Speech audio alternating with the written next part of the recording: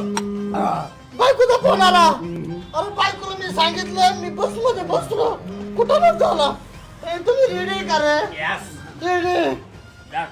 Hello. अगे काय झालं? बस मध्ये बसलोय पण कंडक्टर आणि डॉक्टर मुतायला गेले रे. जरा उशीर होतोय काय ना मला यायला. ए फी पुढे काय बसली माझा घर फटकून मारून रुमाल टाकला होता ना काय बसायचं उठ माझा घेऊन माझी जागा होती तू काय बोलती माझी बारक पोरग दिसत अगं बा पोरगायचं पोरग शेजाराचं त्याचं पोरग येते उठल्यावर त्यांना भांडण चाललेत ग.